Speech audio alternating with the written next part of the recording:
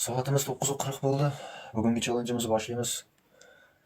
Xo'p, hammaga assalomu alaykum. Yana bir marta. Bugun challenge'imizni 41-kuni boshladik. Qo'llab-quvvatlab turasizlar. Bismillahirrohmanirrohim. 1, 2, 3, 5, 6, 8, 9, 12, 13, 15, 16, 17, 18, 19,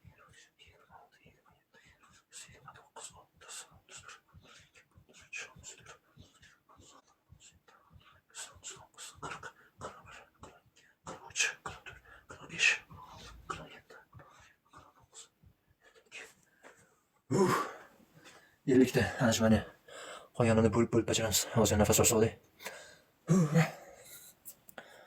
Ozgina nafas qisib qoladi. Shunisi problema.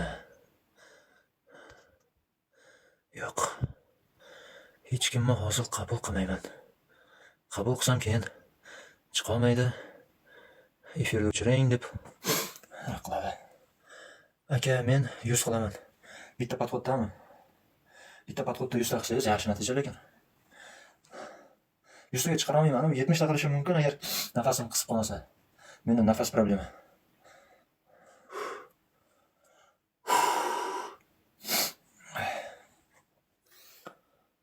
Yangi kelganlarga salom.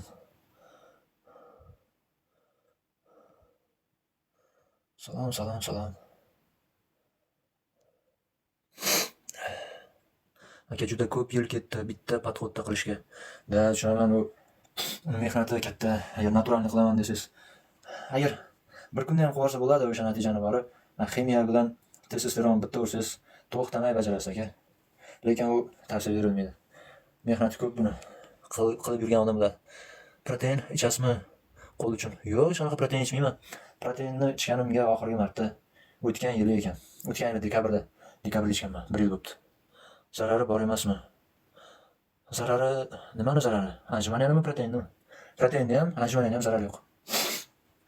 Ikkalasining foydasi borsa borki zarar yo'q. Xo'p, hozir nafas olsak yana davom ettirib qo'yamiz. Qo'llab-quvvatlab turinglar. Alloh o'zingizda. 51, 53, 54, 55, 56, 57,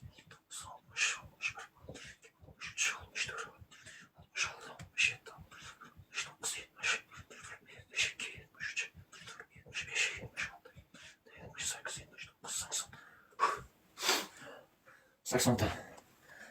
Yana ozgina nafas olib davom ettiramiz. 6 kilodan boshlang. O'rtacha 16 kiloni maslahat beraman. Gantelda. Xo'p, siz nechinchi yil? 2004man. Vesga bog'liq. Da, vesga bog'liq. Xo'p, yana 20 ta anjumani ham qoldi, tugatib qo'yaylik. Xo'p.